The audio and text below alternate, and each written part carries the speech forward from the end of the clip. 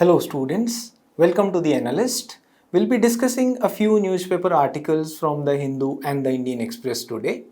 For your kind perusal, some handouts are also available in the description of this video for this discussion. Now we'll be discussing 5 important topics today. The first is regarding UCC, the debate on the Uniform Civil Code and its implementation in India.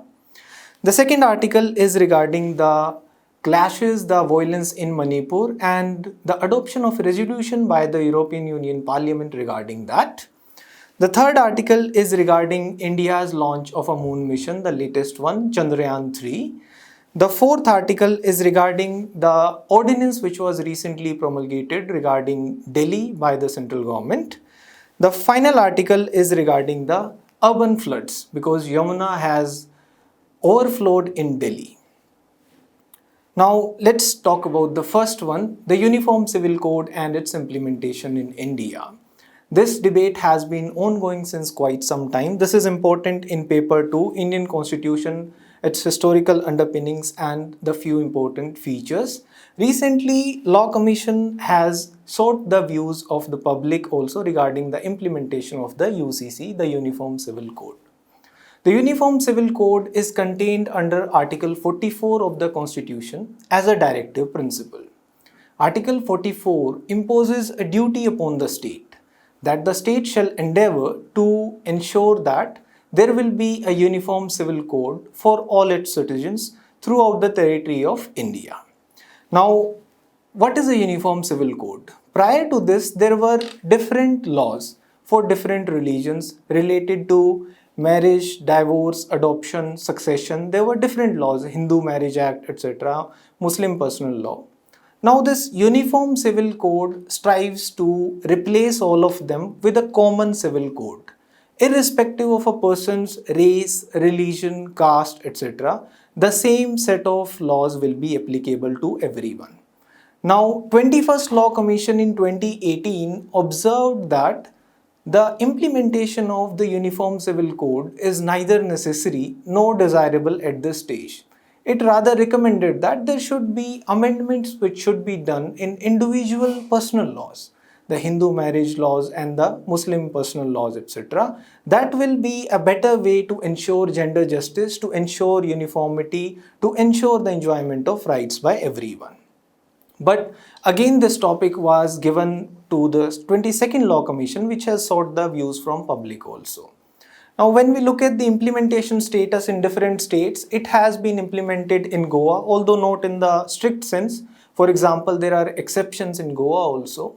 Like in Goa, a Hindu man is allowed bigamy, conditional bigamy, whereby if the wife is not able to give birth to a child by the age of 25 years, a Hindu man can marry again, or if she is not able to give birth to a male child by the age of 30 years, he can marry again.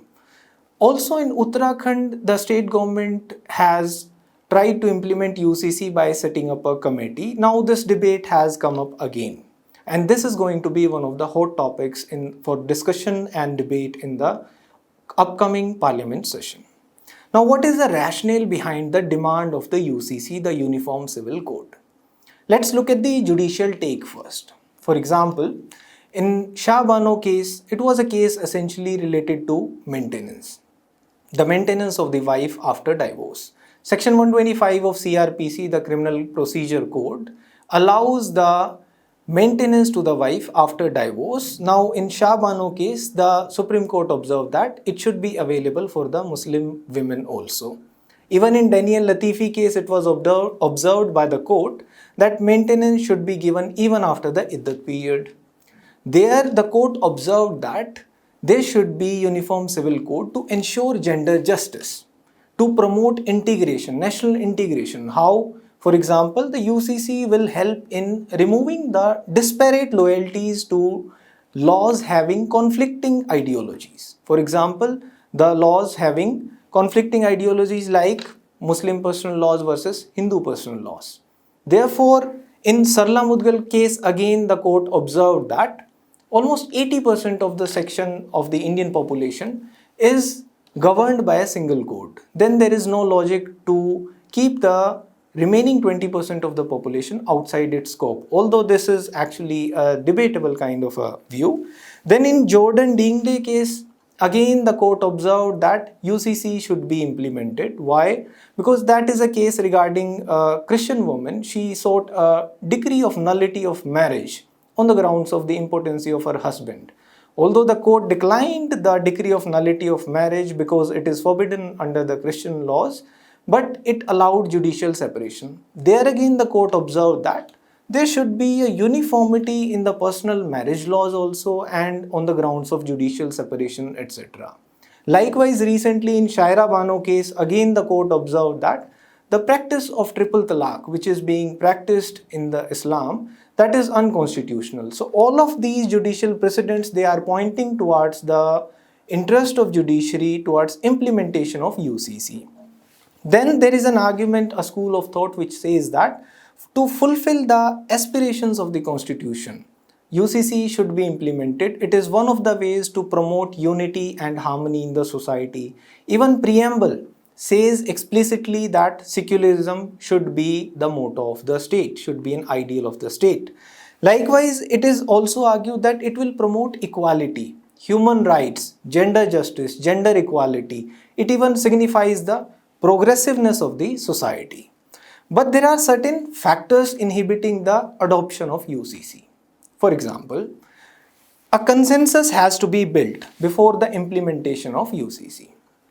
We are a diverse country. We have cultural diversity, linguistic diversity, religious diversity. Such a major social legislative reform cannot be brought in before building a consensus. Now here, rationality also comes into picture because some quarters say that it will be an encroachment upon Article 25. What does Article 25 of the Indian Constitution say? It says that there should be a freedom of conscience. Every person should be able to freely practice, profess and propagate his or her religion. Now, if UCC is implemented, certain essential religious practices, they may not be allowed. Likewise, it is often even termed as a tyranny upon the minorities. That is again another factor. Then there are some conservative religious leaders. Also, there is a lack of political will also, which is also argued as a factor inhibiting the adoption of UCC. Certain conservative leaders, they evoke the religious sentiments also to inhibit the adoption of UCC. There are recent controversies also. For example, maybe in terms of beef eating or killing of cows, or if you look at the history of events, the clashes between the two dominant communities in India in the form of Godhra riots or maybe Babri Masjid demolition, or in terms of the differences in Ayodhya in terms of Ram temple construction, etc. There are sections which say that time is not yet ripe for the implementation of UCC because more camaraderie, more harmony has to be built between the two major communities in India. Another section says it is anti-tribal. How anti-tribal? For example, in Meghalaya, there are certain practices by the tribes in terms of the marriage, divorce, etc. They are different from the mainstream laws. Likewise, Articles 371A to 371I, they guarantee special provisions for certain regions of the country. For example, Article 371A gives certain privileges to the Nagaland areas. There, the Naga customary laws and practices, they are safeguarded through the constitutional provision itself.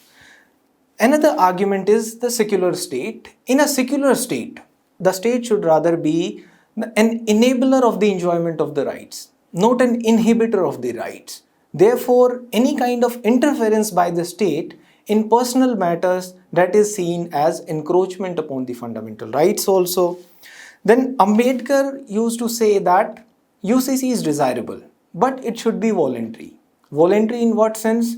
In the sense that the sections of the society which want to be governed by the uniform code, they should acknowledge that they will be governed by this code. It should not be imposed forcefully.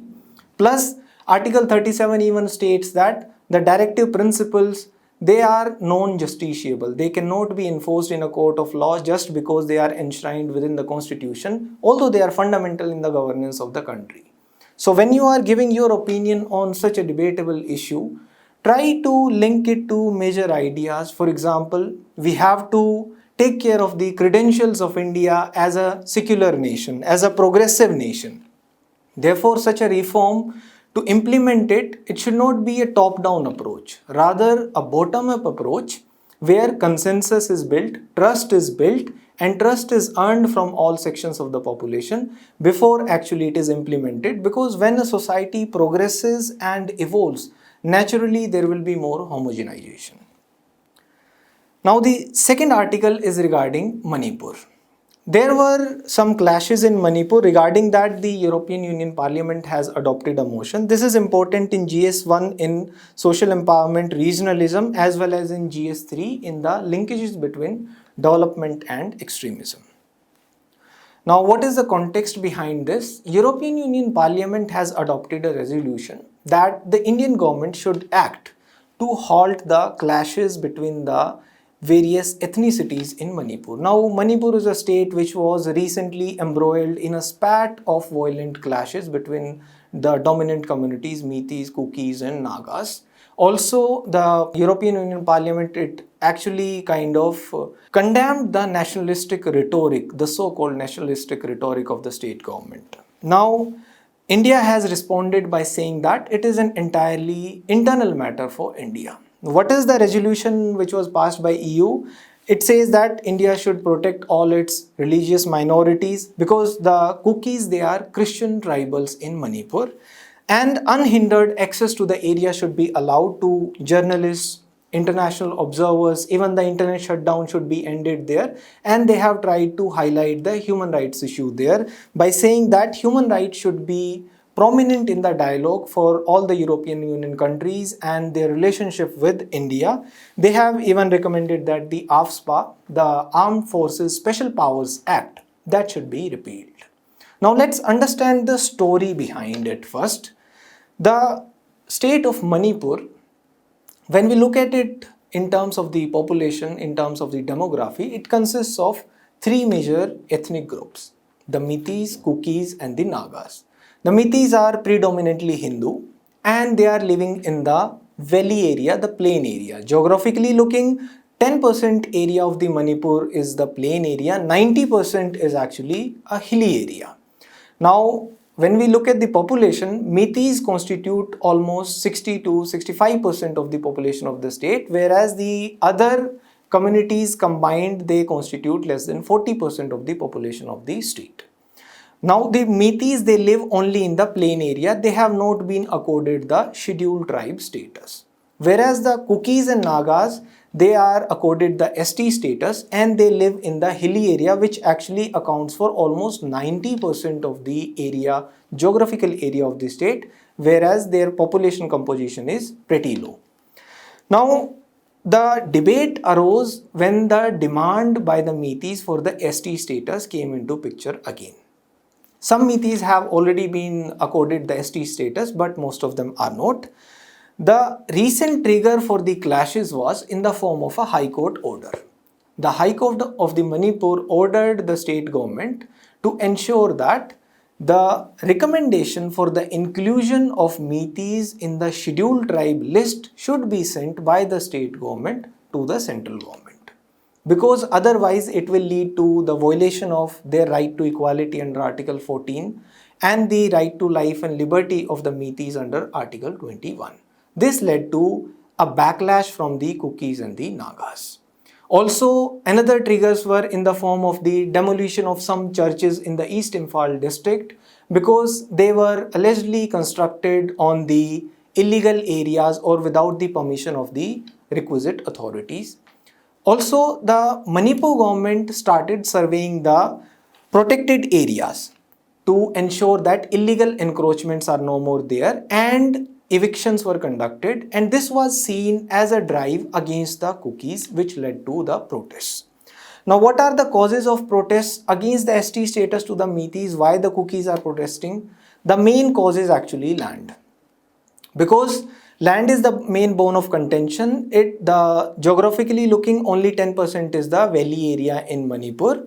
And if they are also accorded the ST status, the Meiteis, they will also be able to buy land in the hilly area where they are not allowed right now.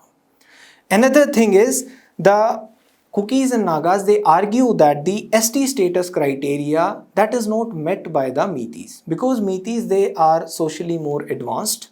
They are also having a dominant advantage in terms of the political advantage and social advantage. For example, 40 out of 60 MLAs belong to the Meiteis. Even the CM of Manipur is a Meitei. Likewise, Manipuri is the official language of Manipur. Therefore, they have even lost the primitive traits, the primitive social traits, for them to be accorded the scheduled tribe status. And if they are accorded the scheduled tribe status now, naturally they will be claiming for reservation in jobs also, and it will affect the claims of the Kukis and Nagas. Therefore, they will be usurping most of the jobs available. These are the contentions of the Kukis and Nagas.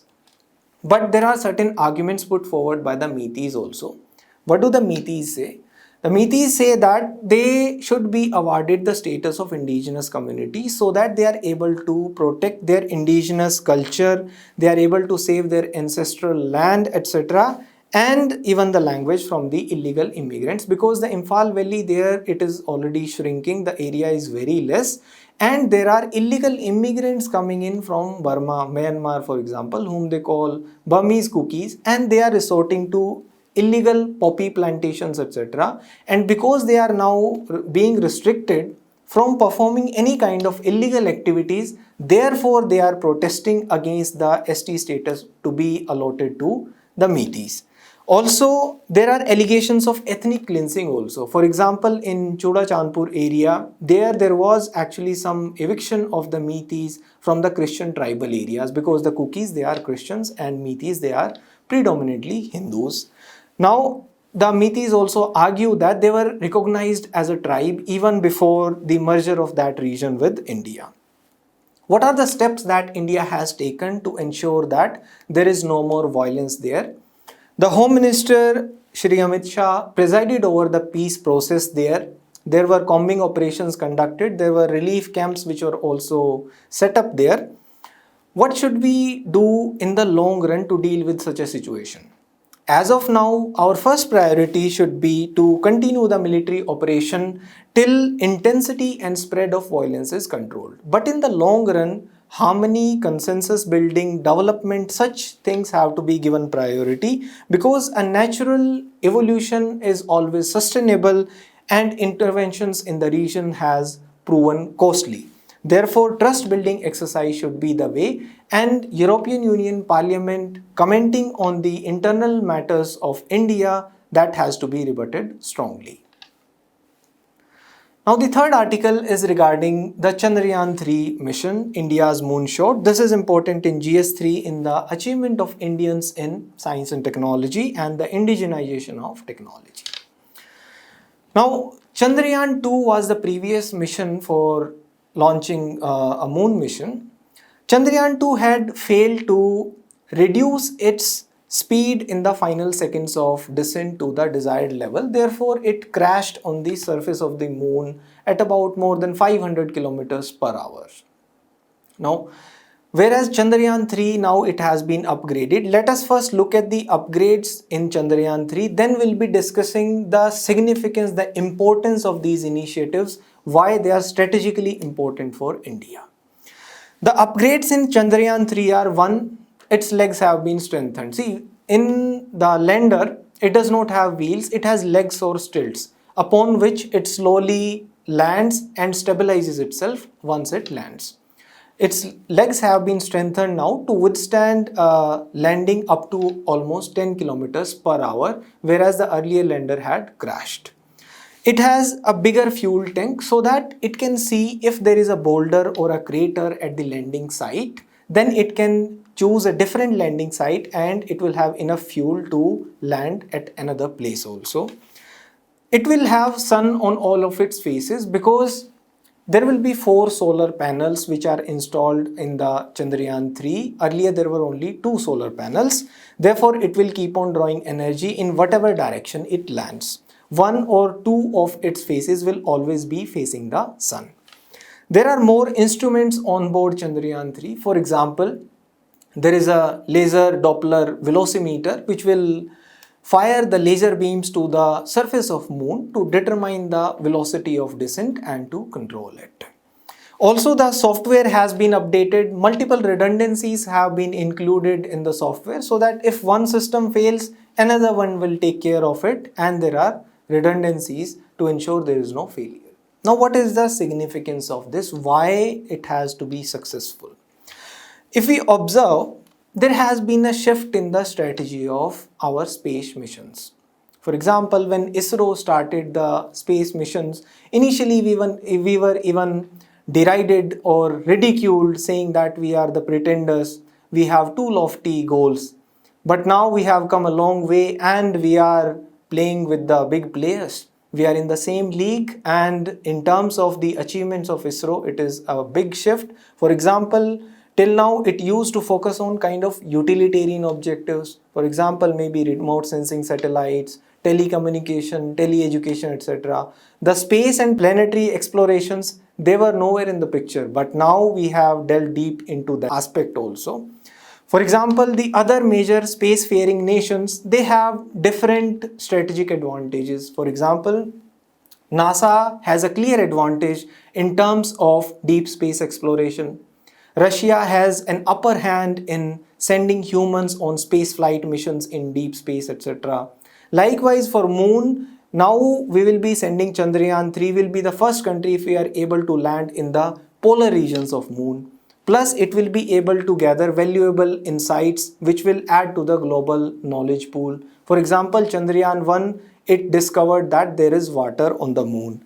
Now, Chandrayaan 3, if it is able to land on the polar regions of the moon, will be able to understand the surface, explore the mineralogy of the moon. Now, this ability to make a soft landing on a planetary body, this is very crucial for the other aspects to come in. For example, if we are able to land, then only we'll be able to explore what minerals are available on a different planet, and we'll be able to exploit them. Plus, there are other missions also lined up which have been held up because of the failure of Chandrayaan 2. For example, after the success of this, we'll be moving on towards Gaganyaan, sending humans to space, or launching a new mission to a new observation point to Sun, or launching a new mission to Venus, all of which are actually in the pipeline. Then there are strategic, economic, and even military advantages of this mission. This will prove to the world that we are capable, and the future of the space, this is going to be more and more collaborative. And any major space power, that will naturally need help from the other nations also, because the kind of infrastructure, the kind of missions which are being planned by various countries, they will require support from others also, and any major power will be willing to collaborate with India if we are also bringing value to the table. That is why the success of this mission will be very important. The next article is regarding the governance in Delhi. This is important in paper 2, the features of constitution, the amendments, and the federal structure. The author talks about a few things in Delhi regarding encroachment of land and some constitutional provisions related to it. But let's first look at the background of the relationship between the LG and the Chief Minister of Delhi. That is governed by Article 239AA of the Constitution, which was inserted after the 69th Constitutional Amendment Act, after the recommendation of Balakrishnan Committee. Now in Delhi, there is one LG who is appointed by the President on the advice of the central government, and there is a Legislative Assembly. The Legislative Assembly is elected by the people of Delhi, and the Legislative Assembly of Delhi can enact any laws on the subject matters contained in the state and the concurrent list in the schedules to the Indian Constitution, except the matters related to police, public order, and land. Now, the domain is not clearly defined in some aspects, for example, in the matters of services to the state. Here the debate comes into picture. The center also has certain powers. For example, it can issue directions to the LG regarding any matters of the Delhi.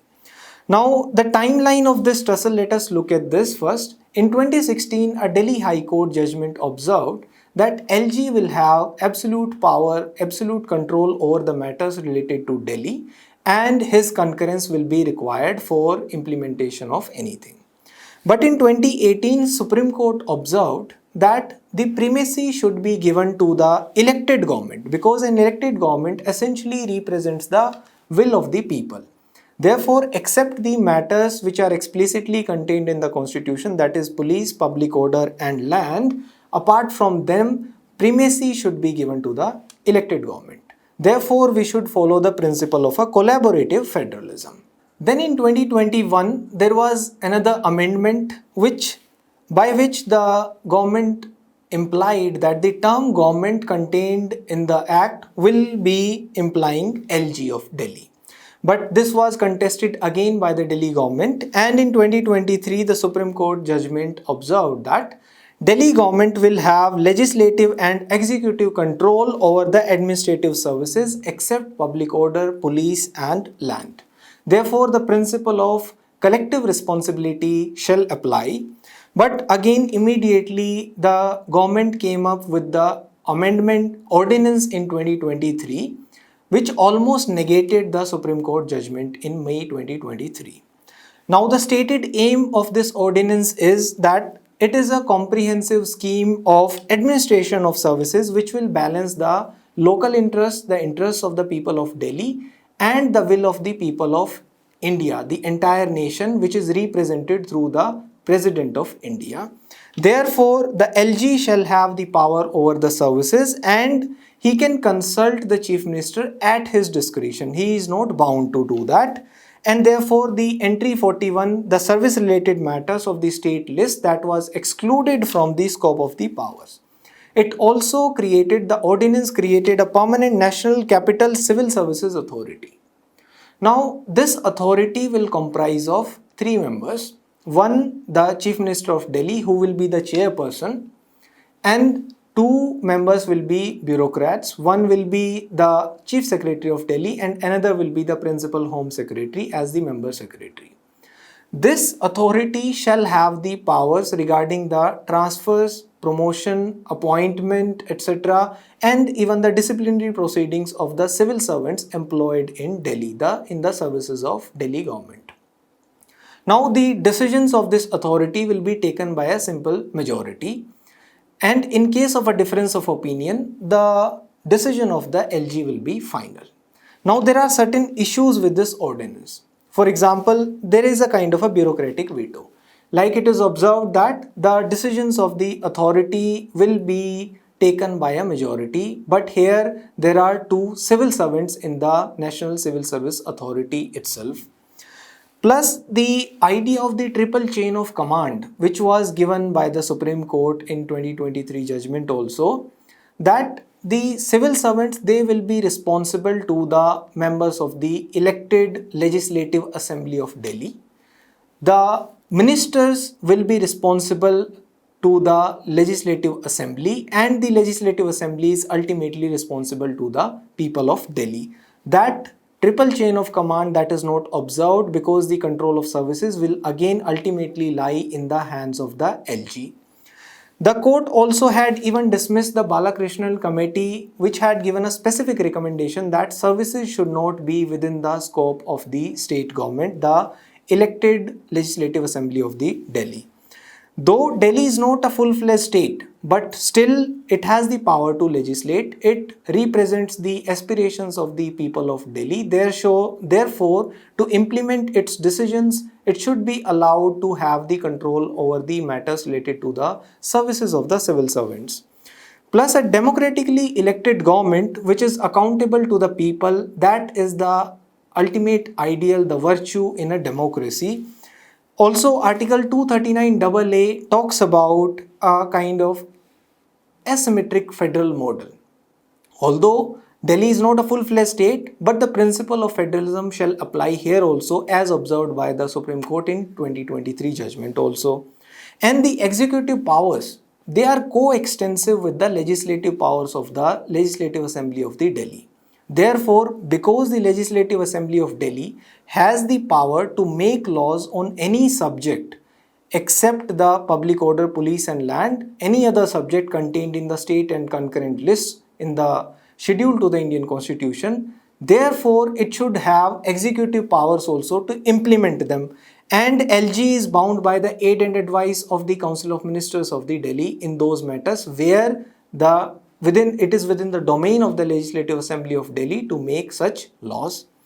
Even the limited discretionary power which is afforded to the LG, that has to be exercised rarely, as was observed by the court. For example, when the LG is referring a matter to the president, it should be maybe in the national interest. He should not refer every other matter to the president. Therefore, a kind of a balance has to be achieved, and ultimately a collaborative federalism, that principle, the principle of collective responsibility which were enunciated by the court, they have to be followed. The next article is regarding the flooding in Delhi. Yamuna has caused floods in Delhi. This is important in paper 3 in environmental conservation, etc., and in paper 1 also in terms of geographical features and geographical phenomenon. Now in Delhi, Yamuna has even increased its width from about 250 meters at some places to even 2.5 kilometers, which has led to flooding and inundation of certain low-lying areas. Therefore, the government had to shut the schools and even convert some of them into disaster relief camps. Now let's look at this from the mains perspective. What are the factors which are causing the urban flooding in Delhi or in general in various cities also? There is one link to the climate change also. For example, the climate change leads to extreme events like extreme rainfall, extreme drought, extreme floods, and warming of temperature in general. When there is warming of temperature, there is more evaporation and it leads to more moisture in the air. When this moisture laden air goes towards the hilly regions, there is an orographic uplift which happens, and this orographic uplift causes intense downpour, intense rainfall in the hilly regions. Now that water from the hilly regions is carried by the rivers towards the floodplains, and it causes flood in the floodplains. Likewise, the situation is also even compared to the 2013 Uttarakhand floods also. Then also it was a combination of factors which led to intense rainfall. Right now it is a combination of an active monsoon also and the western disturbance also, which is causing such an intense downpour and a lot of rainfall. Another factor is the haphazard urbanization, which has led to illegal encroachments over various cities. For example, in Delhi, there are slums and squatter settlements. And when the natural spaces they are encroached upon, the wetlands, etc., the free spaces they are encroached upon, there is very less leeway for water to go anywhere. And it leads to flooding in the urban areas. There is diversion of river water also. For example, the Mithi river in Mumbai, it has been diverted, and there are occasional floods also caused due to this diversion when the natural path of the water is obstructed. Then in terms of the natural changes in the river course, that is also one of the factors. Like naturally in the alluvial plains, the rivers keep on changing courses. For example, Yamuna had one of its braids where the ring road is now in Delhi. Likewise, if you observe regarding Ganga, it has changed course. For example, in Badaun in Uttar Pradesh, it has shifted its course by almost 10 kilometers. So they also keep on changing course, and therefore there should be some space left in the floodplains for the river to naturally flow, but they have been encroached. Then building dams and barrages, we have been often greedy also, because we do not leave water from the dams because we want to generate hydropower from that or use it for irrigation. Therefore, when intense rainfall occurs, immediately water has to be released from the dams, which leads to flooding of the urban areas. There is infrastructure development happening in the Himalayas. And this infrastructure development leads to less passage available to water for the water to flow. And because there is less passage available, already there is a steep gradient in the Himalayas. The velocity of the water coming down towards the plains, that again increases. Plus it brings along sediments. Because the sedimentary rock structure of Himalayas, there are even often other kinds of rocks, pebbles, etc., which are coming down with water. And there is a lack of sponges in the urban areas. Sponges like the lakes, wetlands, etc., they are encroached upon. The sponges can actually ensure that the water is percolated and the groundwater is recharged. That is not happening. Then there is a concretization of natural landscape because of again the encroachment of the free areas, and we are making our cities like urban concrete jungles. Then also the desilting of drains doesn't happen on time, and there are even backflowing drains also. Now, what are the solutions for such a deluge which Delhi is going through? One is we can go for a floodplain zonation, or we can look at the global practices. For example, if we look at the water sensitive urban design, that is pre-urbanization, which Australia is taking care of, for example, that any kind of urbanization should happen with minimum concretization. Free spaces, open spaces should be left so that water can percolate and recharge the groundwater also. Whereas if we look at some models post-urbanization, how cities are dealing with urban flooding and even utilizing water, we can look at the sponge cities in China. China is trying to convert its mega cities into sponge cities. What China is doing, the roofs, they are being made like green roofs, so that they can check the flow of the rainwater immediately into the drains. Also, the wastewater is recycled, it is reused. The wetlands, etc., the open areas, they are no more encroached upon. So such models can also be replicated in India. Then we can try to have some green belts along the rivers, rejuvenation of the blue flows, desilting of drains, because ultimately the desilting of drains, that will help in clear flow, open flow, free flow of the water through the drains, and there won't be any backflow. The pavements, they can be made as more porous. Likewise, there should be an improvement of the roads. Then we can explore having urban forests, for example, the Miyawaki method, so that we have some urban forests like mini forests within the urban areas also, which will help in ensuring that there is percolation of water also, which is happening, and it also improves the ecosystem in general. Then we can try building blue, green, grey infrastructure. For example, in East Kolkata, the wetland there, they serve a lot of purpose in terms of ecosystem rejuvenation. They are a defense mechanism, a natural defense mechanism against the floods. From there, there is a supply of vegetables also. It even ensures that there is livelihood which is provided to lakhs of people nearby in West Bengal. We can use technological capacity to map the areas, the flood prone areas. We can identify them and ensure that proactive measures are taken up. Then we can improve the early warning services. If there is an early warning, then proactive measures can be taken up to counter that. We have to acknowledge that climate change is a harsh reality. We have to adapt to it. Therefore, these events might keep on happening. We have to prepare for these things in advance and ensure that further urbanization that is sustainable in nature. Thank you.